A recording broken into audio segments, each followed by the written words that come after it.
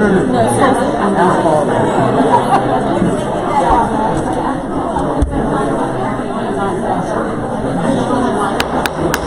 we're going to get started. Good morning, everybody. Just a reminder, you're on camera, so our thousands of fans are watching you mill about and gossip instead of sitting down and doing work in the county government.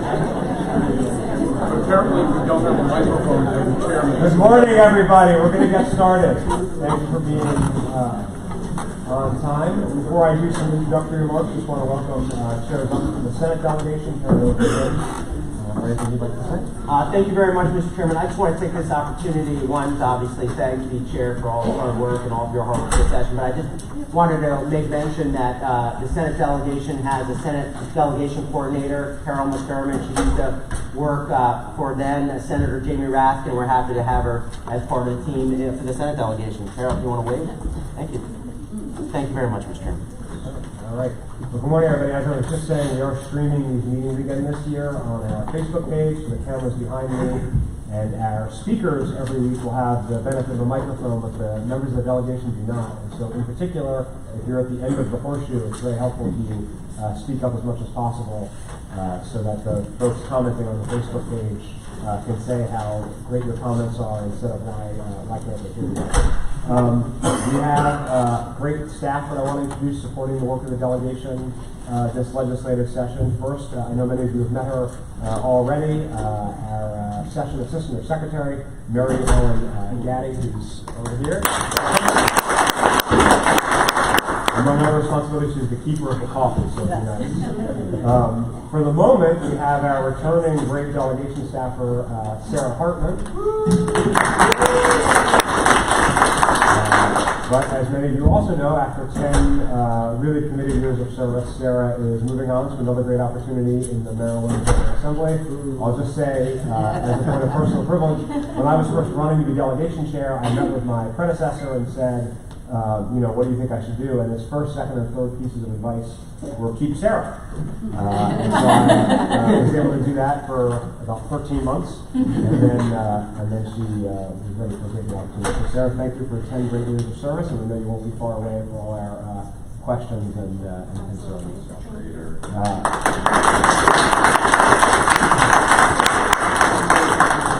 We luckily have a great new person who's going to be joining us to succeed Sarah, Michelle Purcell, who is coming to us. Everybody, Michelle. She has been with DLS since 2011 in the drafting office and the amendment office, so she knows all of your interests and legislative passions. She lives in Glen Burnie. Has 2 twin boys who are about 2 and a half, so she's a busy lady, and we're going to make her even busier these next 87 or 88 days. So, Michelle, welcome, and thanks for taking us on. I think officially Michelle starts January 13th, and Sarah's last day with us is January 14th, but as I said, Sarah, we know how to find you. So, we also have a great slate of new legislative counsel who will be helping us from DLS. To my right is Jennifer Young, who will be counsel for the full delegation, as well as the Metro Washington Area Committee. So Jennifer, thank you. Returning from last session, June Chung is back to support the work of the Education, Elections, and Housing Committee. Joining us for the first time is Matthew Carpenter, who's going to be working with the Economic Development Committee. And also joining us for the first time is Kelvin Lucas, joining us to work with the Land Use, Transportation, and Public Safety Committee. Just a reminder about committees, all our committee chairs are the same, but a few of you changed committee assignments, so make sure you know which local committee you're on and are going to the right place at the right time. And of course, we'll do committee announcements at the end of the meeting. I also just wanted to mention, as you all are aware, we have MC 1320, which is the Board of Education compensation bill. When we introduced that bill on behalf of the commission, we did not have the final report yet, and so the bill was put in with sort of a placeholder figure, and at that time we said we would do another public hearing when we had an actual figure in mind. So we expect that next Friday at our normal delegation meeting, we will do that second public hearing with more meat on the bones. Delegate Leader Lukey is having a amendment drafted up to address those issues that he can tell us more about next week. But just the time of our meeting may be adjusted depending on how many people sign up and testify at the open public hearing. So with that, unless Vice Chair Carr has anything to add, great. Then we'll turn it over to our first speakers of the 2020 legislative session. We're pleased to be joined by the county executive as well as the council vice president from Delegate Tom Mucker. Of course, Mr. County Executive will start with you for some comments and hopefully some questions. So first of all, thank you all very much for giving me the opportunity to talk to you this morning. I'm really excited about delegation, where we sit in Annapolis. I think that all the changes are a net plus for the county. We've got lots of people in important positions, and I think it's going to help us advance the agenda forward with the session. I'm very pleased with the priorities that both the Speaker and the President and the Senate have laid out, because everybody's priorities seem to be aligned, and that's a big deal. It's a lot easier to work when everybody's on the same page, pushing in the same direction, when you have to grow uphill. So I was very, very happy about that. And congratulations to all of you who have new and interesting jobs in the new structure. I think it'll be a big deal for the county. I want to talk a little bit about our priorities. I also want to say thank Tom for being here, and also how much I'm looking forward to his leadership and Sidney Katz's leadership on the council. I think we're going to have a very productive year working together. Our priorities align, the top priorities that we're focused on. We think that it ought to be a greater share for the state and for the counties. 50-50 split is going to be hard for a lot of people. It's not easy for Montgomery County. It's going to be extraordinarily hard for some jurisdictions. The state has many more resources to go to for raising money, and the counties only have two sources: property taxes and income taxes. And if you're Montgomery County, you're at the top of your income tax, and you can't go any higher. And we're at the top of our property tax, and we're constrained. How perverse this is, I'll point out, is that I was in a meeting with the teachers union, and they called out Montgomery County as one of two counties that lowered its tax rate last year. And we're forced to do that because of the property tax cap. And so even though assessments are going up, we're not even able to capture the increase in value in assessments. So we're limited to last year's tax revenue times the inflation rate. And so when we got guidance from the state last year that inflation would be 2.5%, we built that into our budget. Surprise, inflation was 1.5%. And the property tax inflator turned out to be 1.5 instead of 2.5, and that took a big chunk out of the revenues we anticipated. So FICR has really put a collar on the county in a very difficult way, and I think everybody needs to understand that. So when anybody says we lowered our tax rate, it wasn't because we were trying to be fiscally conservative and lower the tax rate, because we didn't have a choice under the way the legislation, the charter amendment was structured. So just a heads up on that. We're all in on school construction. We fully agree with bringing more school construction around the state. Montgomery County needs it. We had student growth, 2,700 students. Again, this year they thought we were going to be going down. They were projecting numbers below 1,500. Instead, we're looking at 2,700. So our needs continue to increase. And again, that money needs to be accessible. If I have to do a 4-to-1 match to get $400 million, I will have to find $1.6 billion. We don't have $1.6 billion. We would have been spending it if we had it. So it's really important to us that we work on what the matches are, make the money available. And again, we're not the only county that's dealing with this. Just to let you know, those are important to us. Transportation is really critical. We are pleased and we think that the state will put the CCP back into the plan. The most important thing was to get it as a page in their transportation plans. We can go to the federal government to say this is a joint county-state project. They seem to be willing to move in that direction. And what they've talked about on tolls on I-270, I talked with Greg Slater. He said they would come in the form that would make it bondable for the county, so the county would be able to bond against the tolls for transportation projects. That's a big deal, because if the money is uncertain from year to year, we can't bond. If we know how much we're going to be getting from the state, we can bond, and that makes this project and other projects in transportation really much easier. We're working with the state on redesigning 355 from Clarksburg to Montgomery Village Avenue. We're looking at making it a 5-lane road with 3 reversible lanes, well, 1 reversible lane. So it would add a 3rd lane coming out of Clarksburg in the morning and a 3rd lane going into Clarksburg in the afternoon, along with BRT with the single reversible lane again, out of Clarksburg in the morning into Clarksburg in the afternoon. So we think between this and what they're talking about at 9270, we can get some significant improvements in that corridor.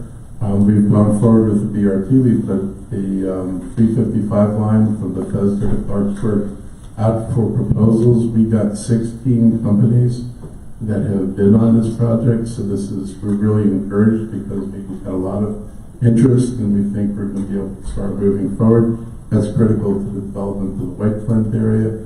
And, in Montgomery County, that corridor is pretty much our jobs corridor. From Bethesda to Shady Grove Life Sciences and Germantown, this is where the bulk of the jobs are and are planned to be. And we need heavy transportation in that corridor in order to be able to move people.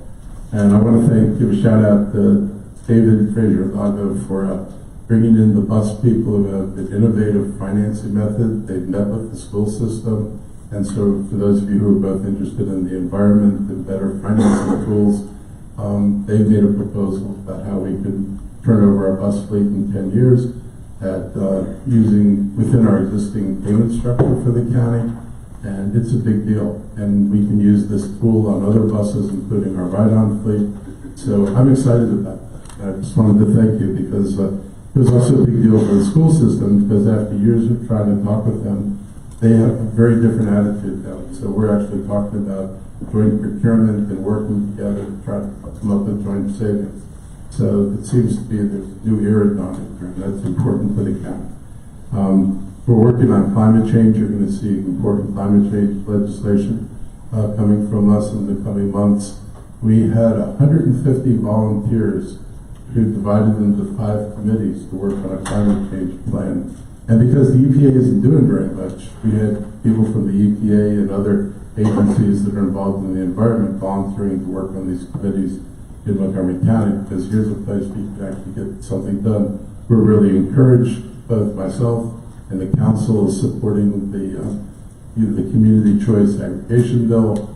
We think that's important. It's another tool that will let us shift procurement of energy to cleaner sources of energy. So we hope that the delegation will support this. This should be an easy lift for us, and it's certainly a really important climate step for us to take. I want to share our concern about election security and the work that Senator Kagan's been doing on that. We do not think the state's idea for wireless polling at the cost of $1 million or more is a particularly good idea. And we're not supportive of that. And I know a lot of other people around the state are not supportive of that. I've got better ways to spend my money than to spend my money doing that. We have issues with SSTAT. I think, the county pays for SSTAT. And we've had problems, we think, with our assessments and how our assessments are done. And the SSTAT supervisor has retired. And we took note of the fact that that position pays $72,000.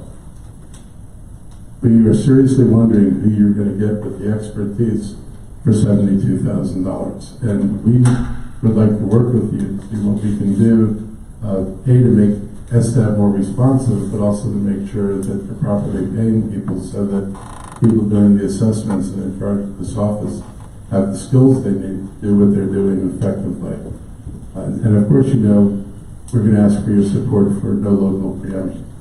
We continue to believe that whether it's cell towers or other issues, counties, local jurisdictions need to retain some element of the zoning control. And we understand that the regulations, prevent us from banning anything from happening, so we can't use them as blocks on things going forward. But we still need to be able to have, at least minimal standards.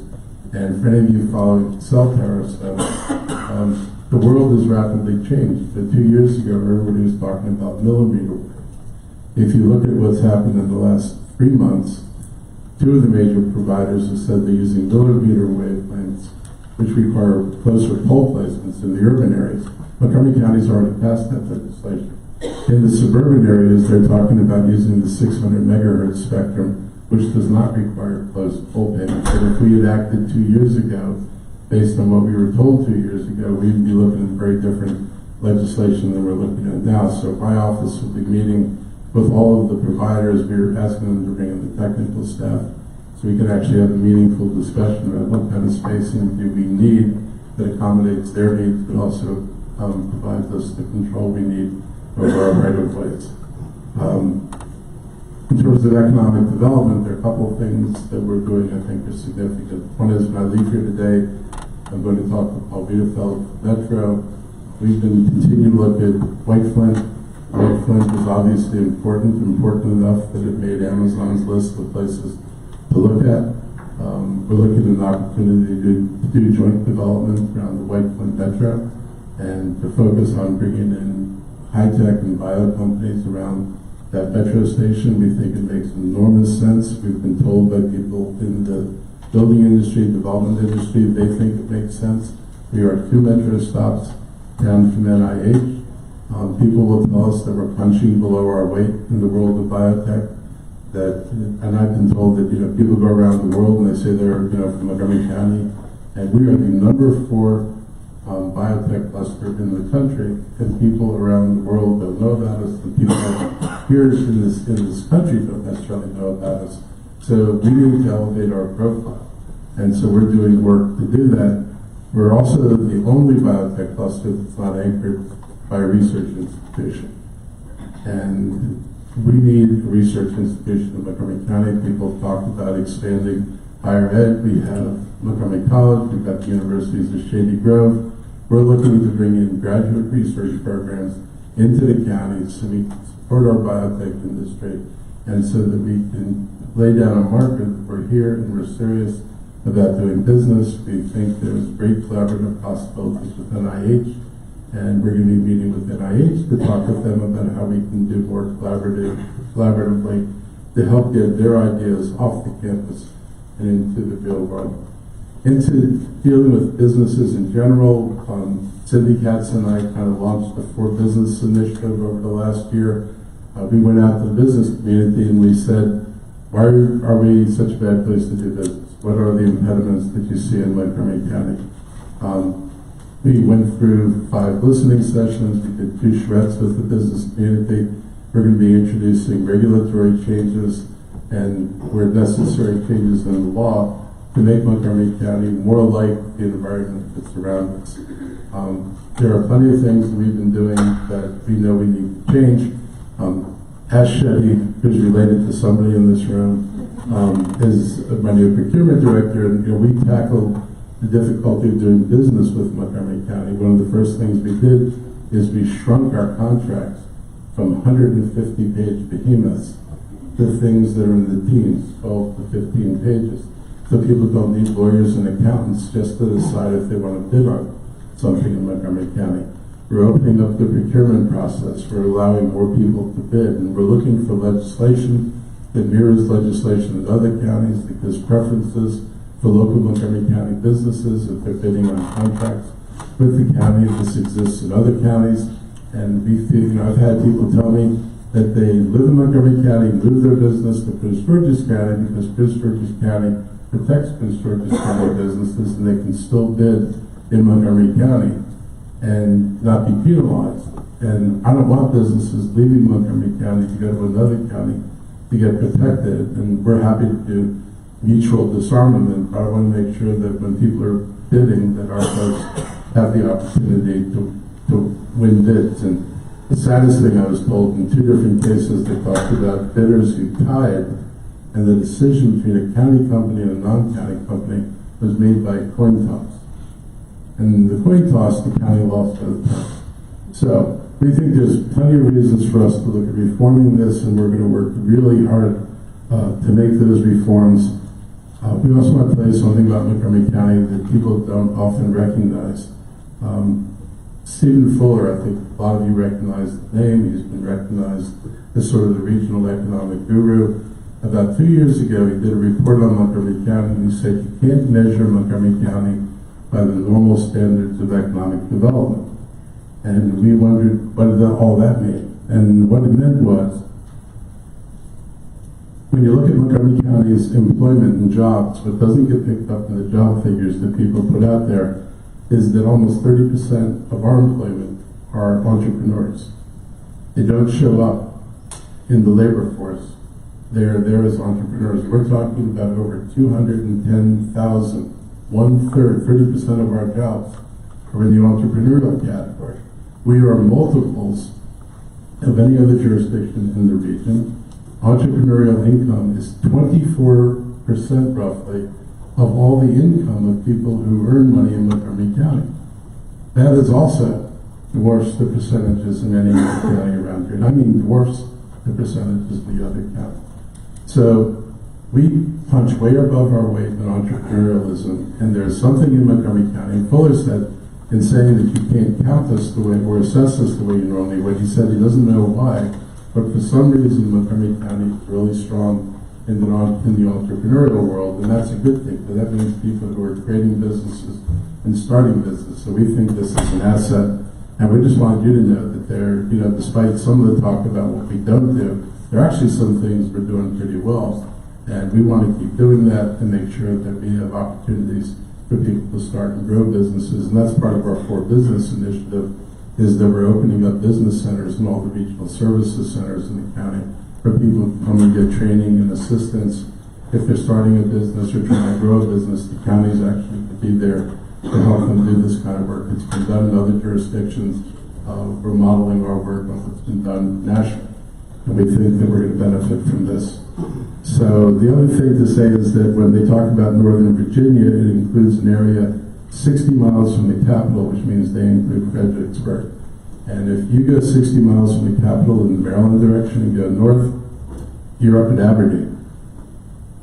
All that economic activity at Aberdeen and at Fort Meade and in NSA doesn't count in the suburban Maryland jurisdiction, whereas activity as far south as Fredericksburg counts in Northern Virginia activity. So what counts and the breadth of what counts in Virginia is way different from what counts when they're talking about Montgomery County. So it doesn't mean that we don't have problems and we haven't had problems generating jobs, but it does mean the situation is not quite the way it's portrayed, and people need a context, and we just want to provide a little bit of context for that for you. So having said all that, we look forward to working with you. I spent a lot of time here last year. I plan on being down 2 to 3 days a week again this year. And tell me where to go, tell me who to talk to, tell me what message to carry. I'm here to basically help you move the agenda of the county forward. And I recognize the state agenda, the work you do is different than the work the council members and executives do. Things that are important to you in the areas that you legislate over are different than what I do, but all of it's important to Montgomery County. And so I want to be sure that I'm available and that you take advantage of my being down here and use me in a way that's most productive. Make sure that what you're working on this year, I assist you and help you at that. So thank you very much, and Tom is there. Thank you. I think we'll do consolidated questions at the end, but Tom, Vice President Hucker, Delegate Hucker, before you get started, let me just introduce a couple more people. The Vice Chair of the Senate Delegation, Senator Lee, has joined us. And I also failed to recognize our camera assistant for the year, who's also the Session Secretary for Delegate Loving, Stacey Wells, who's helping us behind the camera, so thank you. And with that, Vice President Hucker. Thank you, Mr. Chairman, and it's great to be back in front of the mighty Montgomery delegation. Spent a lot of Friday mornings with many of you in this room, and it's really nice to see you, and I definitely want to join the county executive in congratulating so many of you on your new roles as well. I'm filling in this morning for Council President Sidney Katz.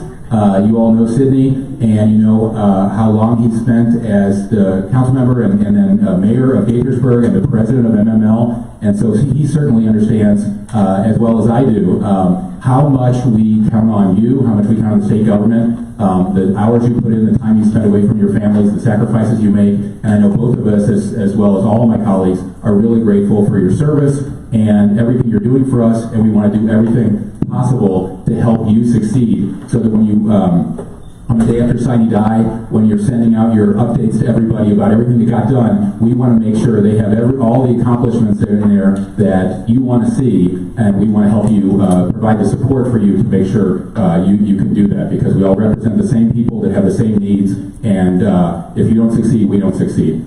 I have my Chief of Staff, Dave Humes, is here. Right? Oh, they're all passed out. Good. Thank you. Dave's way ahead of me as usual.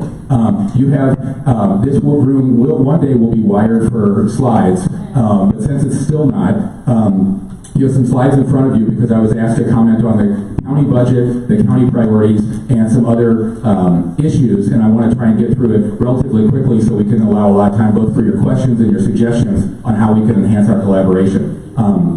On slide 2 is that outline. Slide 3 is an overview of the operating and capital budget. It's a confusing infographic, I know. I have some suggestions for it, but we have, I want to go through this not in detail, but my goal is to give you some of the information you might need. You get invited to speak in front of PTAs and civic associations and business groups, and you get questions about the county government and where the money comes from and how we spend our money and how our economy looks, and I want you to have the information you need, and we're happy to respond to requests to give you any additional information. We have a $5.8 billion operating budget. As you know, it's bigger than in several states in the nation, and a $4.4 billion capital budget over 6 years. If we all looked at the federal government, I think we could find plenty of things we might want to cut. That's a lot harder in the county government. If you look at the top left, over half of our funding, the county budget goes to our school system, which we all love and we're very proud of. Second biggest at the bottom in the center is public safety. So we're talking our cops and our firefighters and our sheriff and our courts.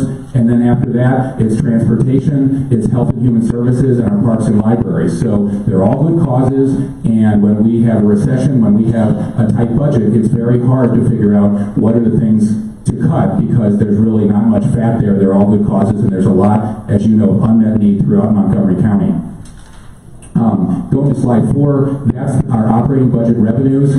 As you can see, about 2/3 of the money we have to spend comes in from our county taxes, from our taxpayers, and about 20% of it is intergovernmental. That's the state aid you all bring home and the federal aid that we get from the federal government as well, and a few other smaller slices of the pie.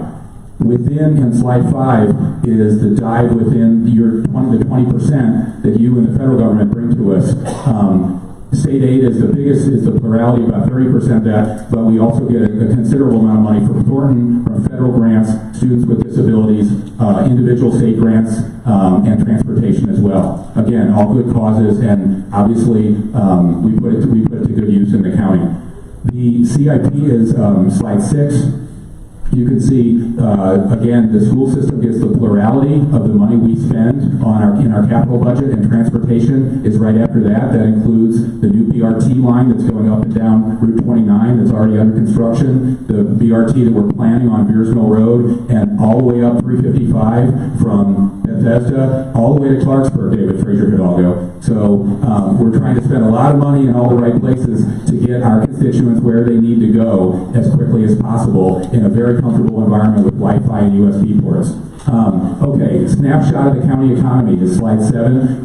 We have a lot of assets in Montgomery County that make us attractive to employers, and that's been the case for a while. But we really want you to know our employment growth is way behind Virginia and D.C. And who saw the Robert McCartney column of last week, where he pointed out Northern Virginia is estimated to have gained 71% of all the jobs in the region in 2019. 71%. D.C. gobbled up 15% of the jobs, and both Montgomery and Prince George's County combined only got 14%. So Montgomery's a fraction of that. The Bureau of Labor Statistics thinks there's only 200 new jobs last year in Maryland, 200 versus 20,000 in Virginia.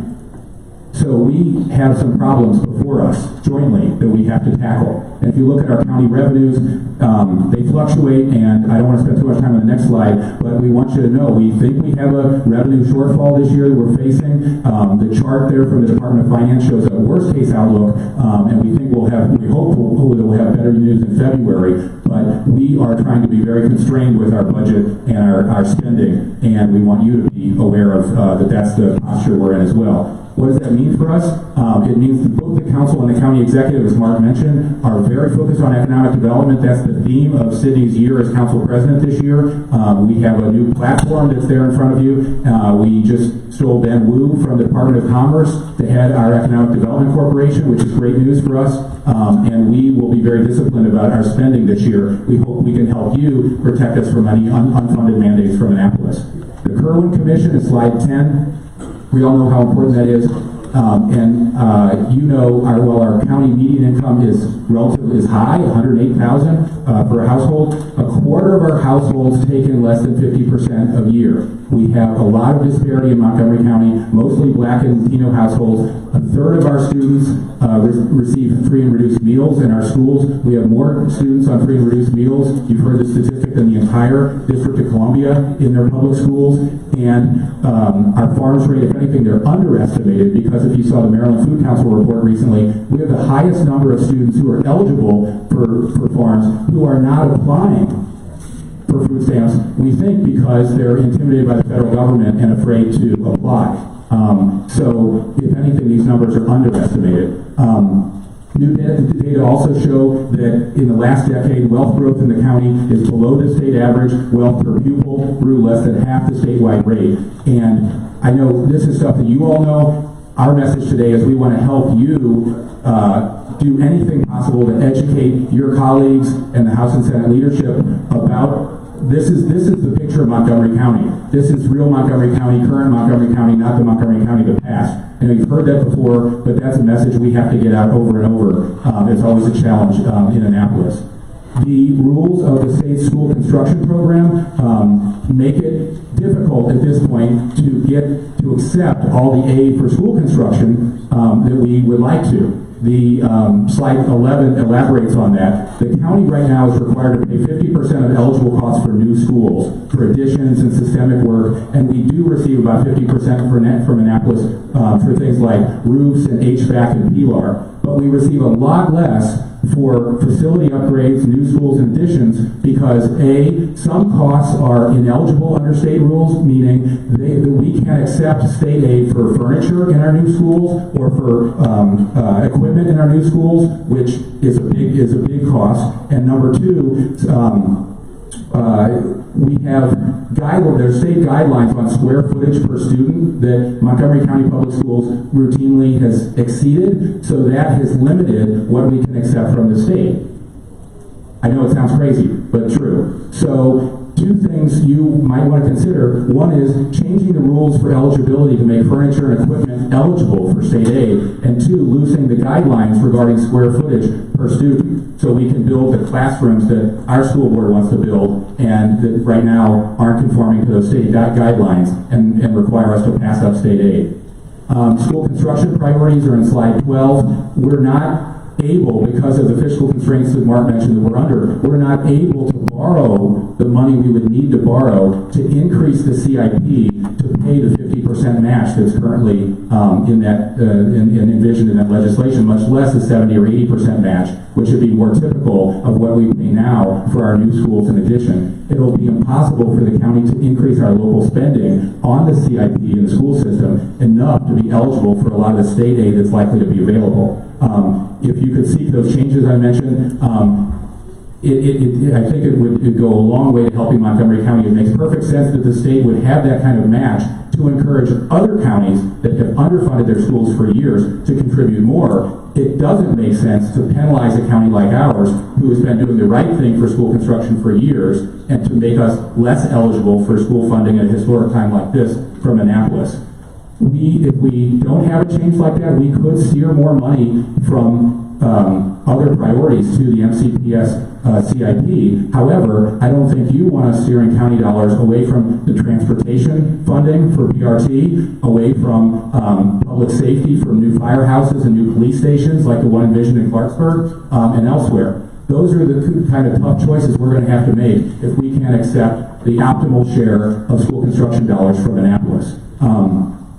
We know, I'm sure you spend your evenings like I do in front of, last night, the Galway PTA, talking about the capital needs in that school is where I was.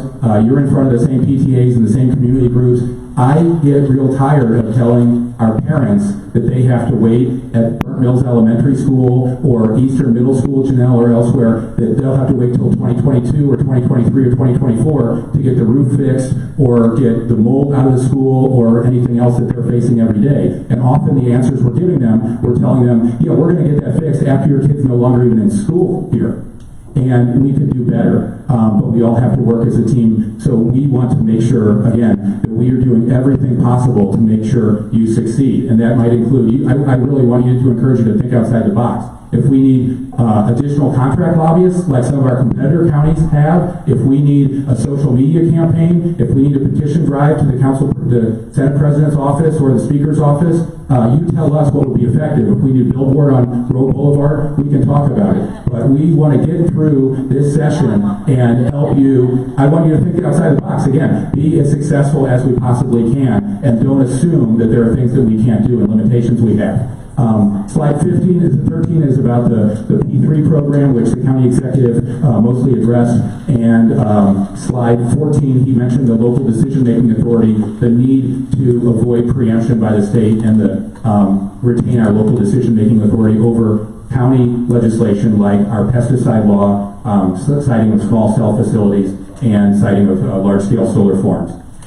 There's a number of other important issues that we might talk about in the question and answer, like the P3 reform, the Purple Line. I'd love to see some oversight hearings on the Purple Line construction, Mr. Chairman, because there's a lot of headaches associated with it, a lot they could improve, and they're not very responsive to the county. The third CEO of the Purple Line Transit Partners has not been so far. And then finally, I guess Mark mentioned the CCT, but all the conversations we've had with Secretary Slater now are really encouraging that he wants to try to build a transit component into the 270 corridor north of 370 after phase one.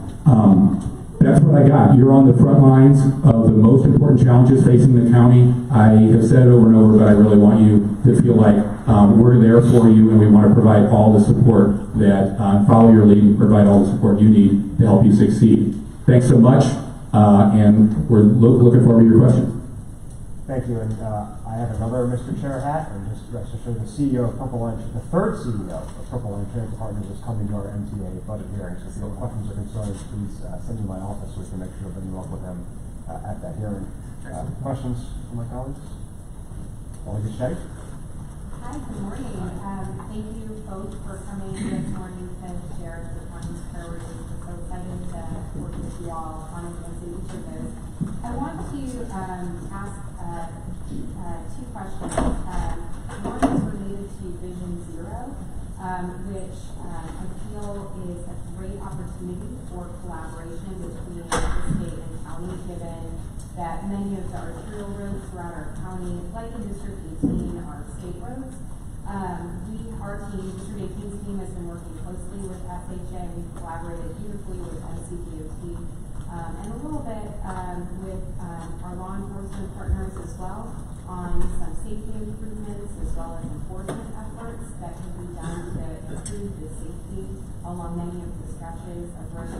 We have particular areas in District 18 that are particularly problematic. So I just want to kind of put a button in here to see if there's anything more we can be doing. The NCDOT folks have been terrific partners. SHA has been, I know, looking through a number of corridors throughout the county that they're examining for a system-wide approach to safety improvement. And just kind of want to ask open-ended question if there's anything more that we can do together to further the Vision Zero efforts. And the second question I have is related to safety at the Beacon Metro Garage. As you all know, Council Member Hucker hosted that really terrific community forum in Beacon around some of the safety improvements needed there. WMATA came out. We had the Metro Transit Police came out as well.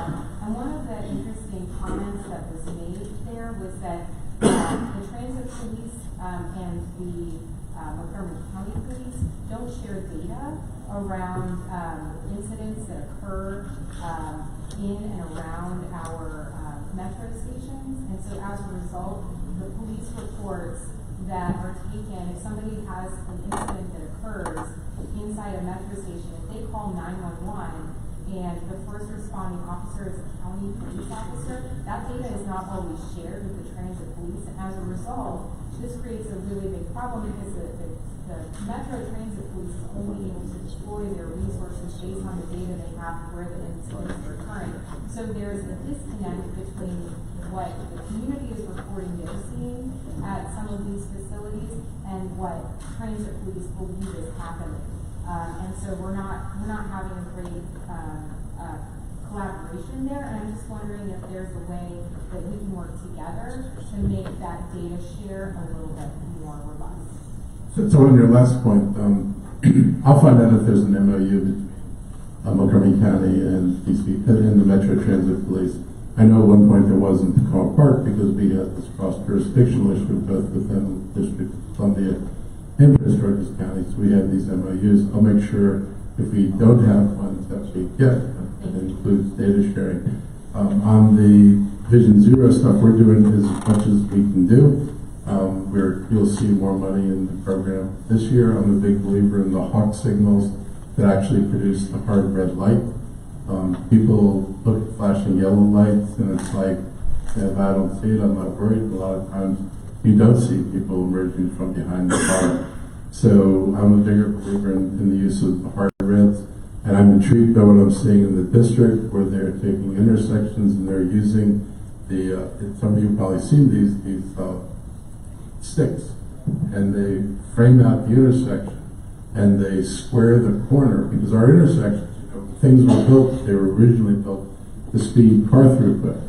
So the radiuses on the turns were meant so cars slow down minimally so they can swing around these intersections. And in DC, they're starting to put these posts out to square the corners so cars have to slow down more to make a turn that they can't just swing around. And so I've asked our folks to start looking at that. I've got one of my neighbors on Cycle Peak Park right to see the accident happening here.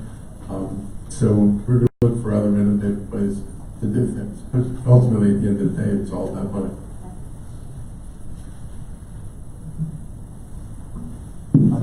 Can I just add to that quickly?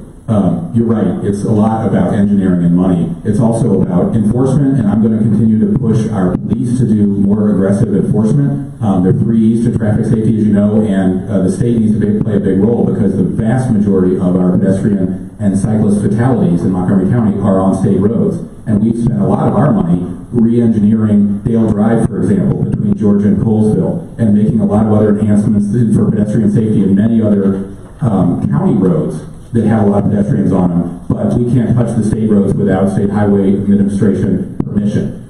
That's their job, as you know. And the day I started on the council, we sent Greg Slater a very long letter with all kinds of suggestions for how to improve all the state highways in my district. Very little of it's been done, and we're hopeful that now Secretary Slater is going to be able to act on those in a way that he couldn't when he was state highway administrator. It's hard to understand that whole bureaucracy and what holds things up, but he's in a new position, and we're hopeful that the collaboration and the rhetoric that we've heard from him as secretary is going to carry over to pedestrian safety stuff as well. I would, though, encourage you, District 20 in particular, I know, has had a lot of success, David and Laura and Janelle, walking with state highway engineers along University Boulevard and Piney Branch Road and fighting for new crosswalks successfully, and I've been there for some of that, my staff have, and we want to do more of that. And if there are any of those state highways that we can help you put a light on with our media staff or our county staff, where you have pain points in your districts, please call on us to do that, because I think that visibility and collaborative approach has produced results in District 20 really recently that I'm aware of and probably elsewhere. Thanks. Delegate. Good morning. Thank you, County Executive and Vice President of the County Council, Tucker, for a very concise and informative briefing. I want to first appreciate both of you mentioning or referencing the Washington Post article this past weekend by Bob McCartney about new job growth in suburban Maryland. And I know the county executive was right in pointing out how the data was counted. In other words,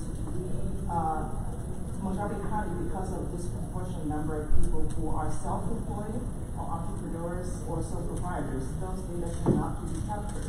by BLS data, which is Bureau of Labor Statistics data that only captures people's jobs that are otherwise employed by others, which is why Northern Virginia is more advantageous in that regard. But even if you take that into consideration, as Vice Chair Tucker pointed out, we still need to take much more seriously in looking at how we can diversify economic growth and remove barriers.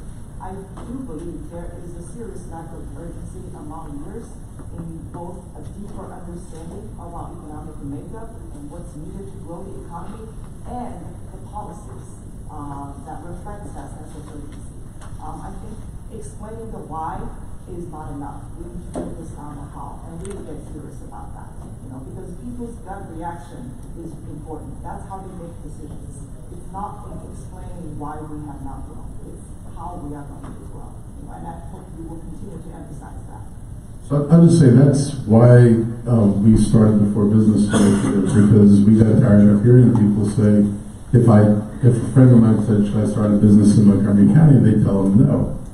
And after hearing enough of that, we decided we'd actually go out and find what are the things that make a person want to say no and start to address them. And we think that we've gotten a very good response from the chambers and from the small business community about our efforts to reach out to them and change the regulatory environment so we can address that. We're looking at building codes, we're looking at permitting services, we're looking at everything where we've got obstacles that don't need to be there. And believe me, I know firsthand that there are obstacles that don't need to be there. We're also engaged in recruitment. We've been aggressive in talking to companies about coming here. We're going to continue to be aggressive. I'm taking 2 trips this year that'll have an economic focus abroad to try to focus on our strength, which is bio and IP, to go to places that have bio and IP concentrations and see what we can do to bring people back to Montgomery County. So we're not assuming that it'll happen by itself. I will say that Montgomery County's economic development strategy basically was zoning. We just zoned for high density. Well, we've zoned everything for high density, nothing's come. I'll just say the proponents of that as a strategy have nothing to show for it. And what you need to do, it's a more complex thing. People come for reasons, and we've got to find what are the reasons that would make people come here. This is where I personally, I believe, we could vault from number 4 to a higher ranking in the biotech industries if we had a major research university here. That would change the perception and the state of Montgomery County in a way that people would say we're serious. So we're looking, and I've been talking to a lot of folks in the biotech industry who think this would be an important step for Montgomery County to make. So we're trying to talk to the people who actually do business to tell us what we need to bring more businesses here. So we're going to be aggressive. Chairman Barnett? Thank you, Mr. Chairman. Speaking of regulations, why do you want to have the authority to license electricians?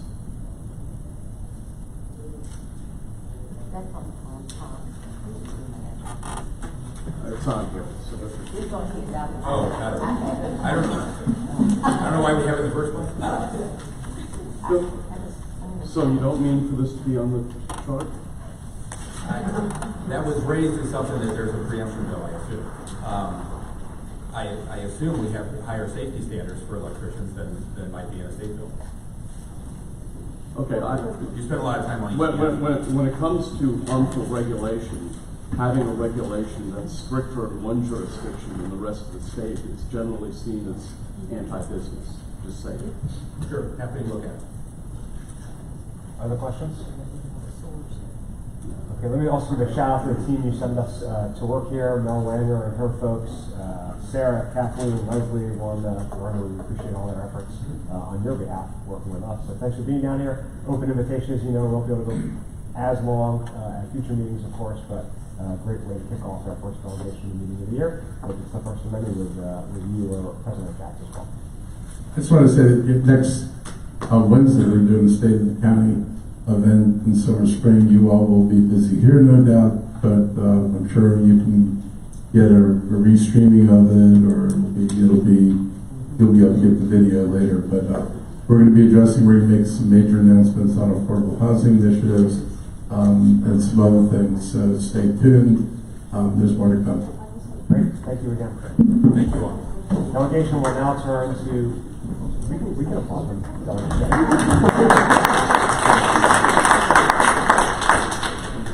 Delegation will now turn to our voting session. Chair Queen. Hi, good morning.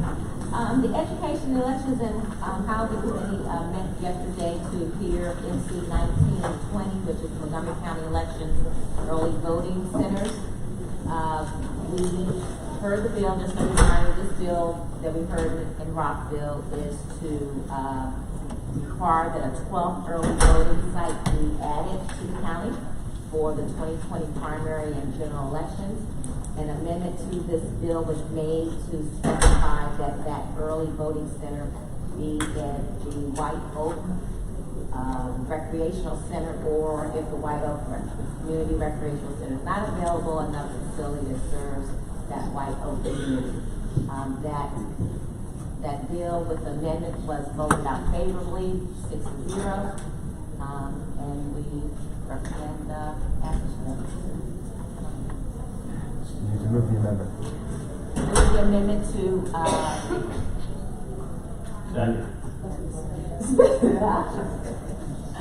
Okay, all in favor of the amendment, signal by saying aye. Any opposed? Any abstentions? Great.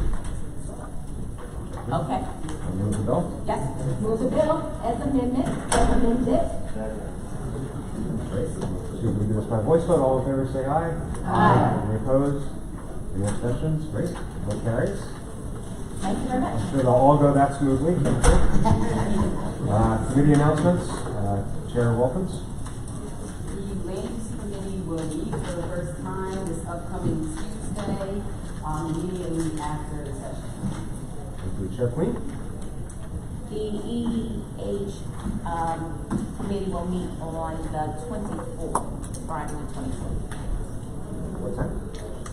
June 2/18. Chair Kelly. Oh, hi, sorry. We are meeting next week, when we meet, Thursday at 10, Sarah, is that right? 9, that's what I meant, Thursday at 9, thanks. What are we gonna do without Sarah? And, look to Michelle, who will be terrific. Vice Chair Carr. The Metropolitan Washington Committee will have our first meeting on Monday at 7 p.m., room 218. Great. Any other announcements? Terrific. Well, thank you all. We are adjourned. See you on the floor.